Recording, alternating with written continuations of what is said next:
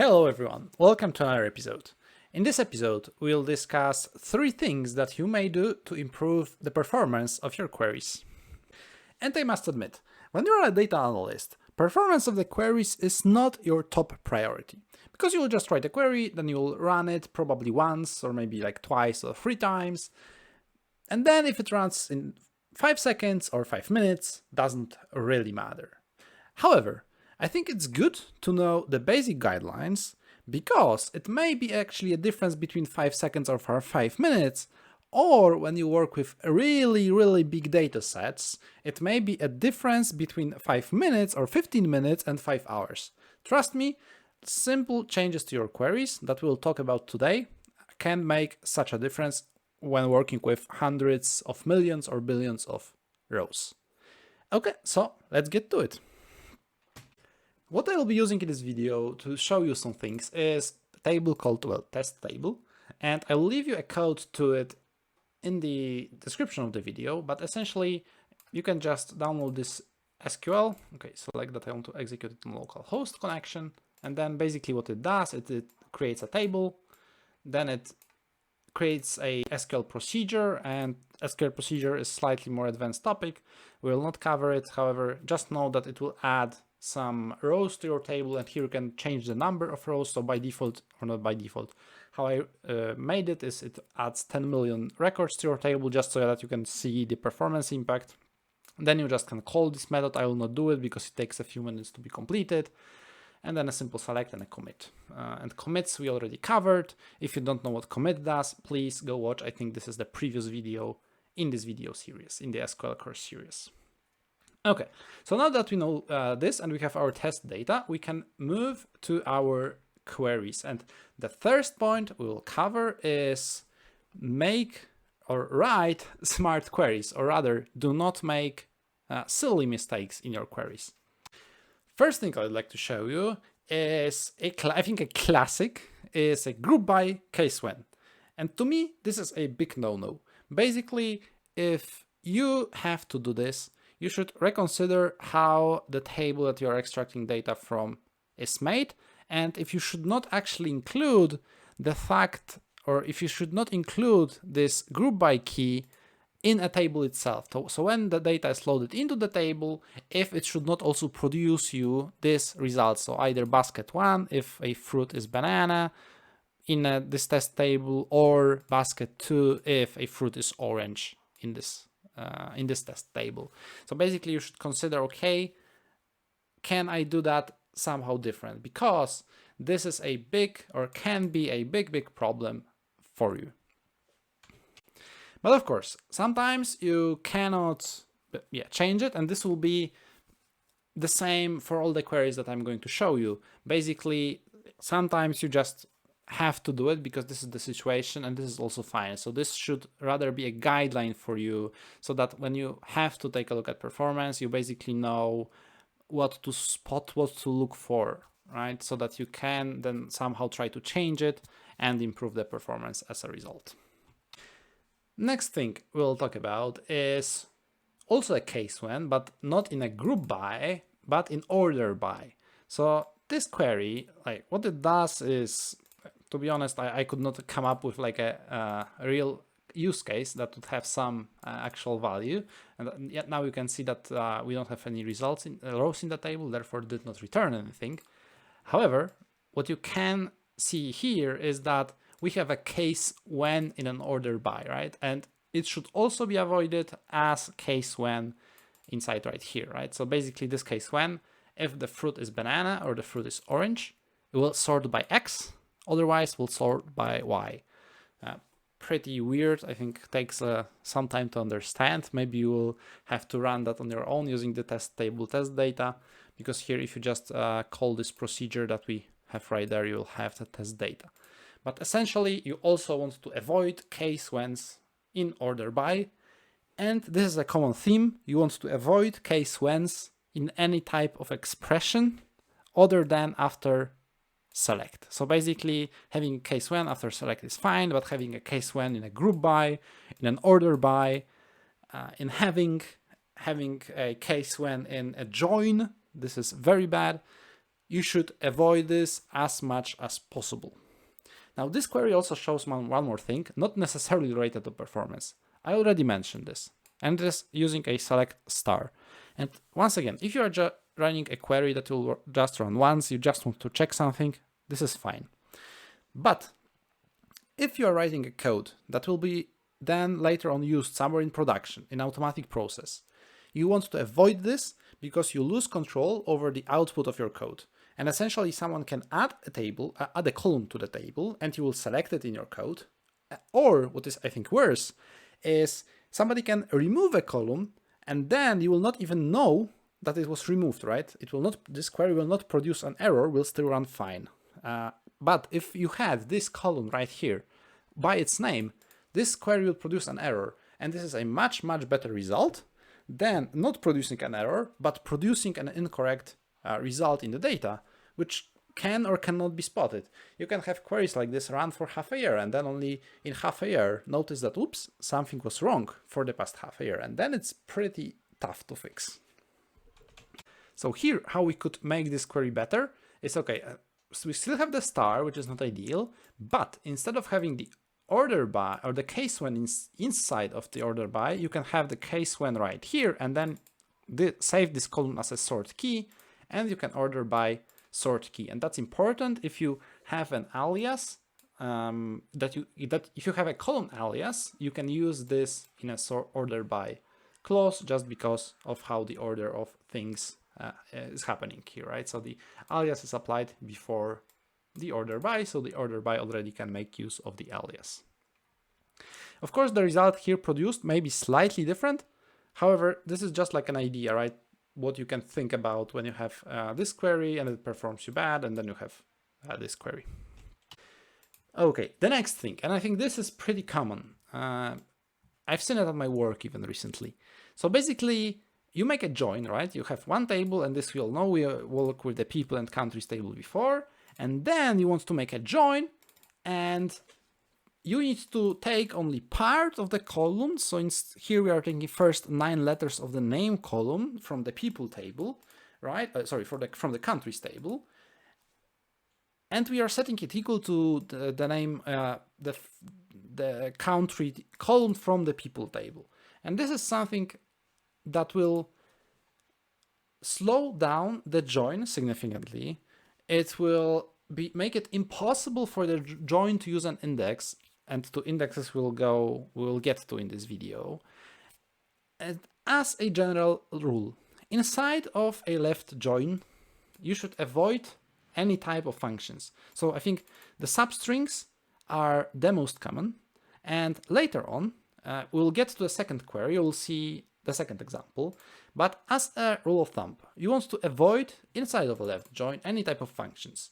And if the database has been designed properly, you should not have to apply any functions in order to join two tables, because it can really, really slow down the performance of the join. And this is the second example of like a bad query one might avoid. This is exactly what I mentioned. This is another function that is seen very common. So here, basically what you do is you cast inside of the join criteria. And this is something you also want to avoid. First off, if the design of the database, so if the data model is correct, you should not have to do it. The key on which you join two tables should always have the same data type. But if it does not have, for some reason, or you are doing some kind of a weird join, you should always look for columns that have the same data type. Or you may also want to cast this, but before. So before you make the actual join, you want to make maybe either some subquery or make a table before that will have this whole column casted, and then you make the join. This can be significantly quicker than doing the cast inside of a join. And these are all examples of bad queries that I wanted to show you. Now, in this section, I already mentioned indexes. And the second tip would be make sure that your query uses an index. So what I have here is just a simple query that selects X, Y, fruit, and color from test table where ID equals 100. And basically a test table here is a table that has the exact 5 columns. And it currently has 10 million records because from the create test table SQL file, I have executed the insert test people procedure that is defined up here. So we can verify that it has 10 million records that just by doing select count star from test table. And that's just executed. You can see that it has 10 million rows. Okay, so now if I run it, it will, you saw it takes some time, right? 0.6 seconds. That's still quick. But if you multiply this, let's say by 10, right? So that the table has 100 million rows, and then by 100, if the table had 1 billion rows, which does happen, basically it could take much longer. I don't know, let's try to maybe run one more. Let's set it to 100,000, right? And then it's returned in 0.5 of a second. But where I'm going is, this is getting a little bit wrong, right? 0.5 a second. It's still quick, but I think we could do much better. So basically what you do is you say, basically right here, create index, and now the index name, I would suggest like index, and then the table name, and then the column. So I will create it on an ID column. So basically create index test table ID, and then on test table, so the table name, and then now in parentheses the column name. So I will create it just on an ID column. And there are a number of options that you can add here. So if you just open the Oracle documentation and then look for create index, this can be quite overwhelming. But I think just the default settings that will be applied right here with the statement that you have created solve like 90, if not 95% of use cases. You really don't need to know all the options that are on the page. These are like for advanced use cases. I think this really covers you most of the things. Now you execute it. And now it will take initially much longer. So basically now we'll have to wait exactly, I don't know how much. Oh, here, it already has gotten created. So you can see 7 seconds, right? And now if I go up here and I change it so that I make sure that the results are not somehow cached, you can see that instead of 0.5 of a second or 0.6, right? So now we have 0.01 second. So basically, if you count the performance improvement in percents, then you get a very big improvement. And this is basically now, you can see how effective like an index is, right? And basically an index, just so that you know, is a separate tree-like data structure that the database uses to quicker get the information from the table. And I will definitely make in the future a separate video on indexes, just so that we really go in detail, and I'll show you basically how they are created and just other use cases and other things you need to know about indexes. But for now, for you, it's sufficient that if you have like a simple query where it says, okay, just equals, and can also be a character query, just equals or higher, lower, then, and you have a query that you will run multiple times, right? Because you've seen that if you just want to run it once, it doesn't really make sense to create this index because it takes us 7 seconds to create this index. But if you will repeatedly run a query that has this where clause, then it totally makes sense to create this index. Now the only question is, and that you have to know the answer to is, okay, what kind of query uses an index? And this is a difficult question to answer in the few minutes, and I will definitely answer it more in the index video that is coming. But essentially, if you have a simple query, so if this is a character column, and here if you have just an equal sign, then it should use the query. If this is a number column, then if you have an equals or a higher or lower, then it also should use an index, right? So here we can say ID lower than 100. This should also go very quick, right? So what you want to avoid here is what you want to avoid in general. We mentioned that in the previous step, you want to avoid any kind of functions like casts or selecting like only few numbers or a few first letters if this is character. This you want to avoid because this will not most likely use an index. One more thing to indexes. Before you create your own new index, you should first check if a table does not have like an existing index. So basically, in SQL Developer, you go here, click on the table, and here you have an indexes tab, right? So you go to the indexes tab and it will show you the existing indexes on the table, right? So here we can see our index. If I click here, yeah, here you can see the column name right here. So you basically see on which column it has been created. And usually, if you use an index, you should use all the columns because indexes can be created on one column and can be created on multiple columns. If it's created on multiple columns, then you should include all the columns in your query.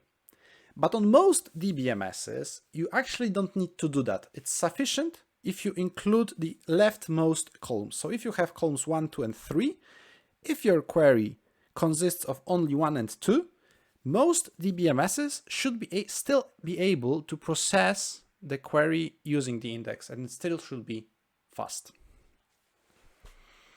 The last tip will be use partition. And partitions are definitely not something that you want to create if it doesn't exist. It is a requirement or a prerequisite that it exists in the database. And in the description, you have another file which is called create test table partitioned. And basically it will create the same test table, but it will be partitioned. Simply speaking, partition divides the table underneath, in other words, divides it in a way that is invisible to the user based on some key. It can be based on a range, based on values in a column, it can be based on the size of the table, and also some other like more advanced things. So here we just create a table that will underneath create us 4 partitions based on the fruit. So in reality, how this will be stored, these will be 4 separate tables. So one will contain only the bananas, one will, apples, 1 bananas, 1 oranges, and 1 strawberries. And these will be 4 separate tables. However, here for us, I already have this table created. You can see it's still the same table, although it has, I think, a little indication here that it is a partitioned table. Now to check if a table is partitioned, because as I said, you should not create it alone. You should always check if it maybe is a partitioned table. You go into the table in SQL Developer. In other programs like this, it should be a similar way to do it. You go to partitions, and here you will see the partitions that do exist. Now, what you want to do in order to use a partition, and sadly I will not be able to show it to you here that good, but it is a little bit like using an index. However, a general rule of thumb is, if you want to return a lot of rows, so here we have 4 partitions, I know that they are more or less equally divided, so every partition has more or less 2.5 million rows. If you want to return 2.5 million rows, a partition is the way to go. Because with an index, it's much better to return very little or as few rows as possible, because an index will excel at this, returning few records, and partition will excel at returning you only like a very much bigger number of records, and actually index in this situation like here may not even help you. So it will probably not make the query slower because the database would just use would just process the query differently. However, if you want to return many rows, a partition is the way to go for you. And you create it as follows if you ever have to do it, right? So in Oracle, you say after the create table statement, but before the semicolon here, you say partition by a list, and I chose a list because I'll just partitioning by character values, and then I say on which column, and then I create like partition, it'll be called an apple, it will store values, apple, from the fruit column, right? And here bananas, oranges, strawberries, the same way. And then you query it. Sadly, we'll not be able to see it that good. Maybe I create another worksheet right here. And I will show you why. Let's start with a simple query where we select X and Y. from test table where fruit equals apple. Oops, apple. Right, let's execute this. We get our results very quick, and this is non-partition table. Now if I copy this and I say test table partitioned, difficult word to spell, and I execute this, we get our results slightly faster, right? 0.004 seconds, and here we are getting like 0.007, 0.006, and basically a very similar numbers. And the reason is, by default, SQL developer, and you can see it here, fetches only first 50 rows. So the difference between going through, in a worst case scenario, 200 rows and fetching 50 out of these, and going just through 50 rows and fetching them is minimal. And I can't really make it, or I can't really make here a very good example.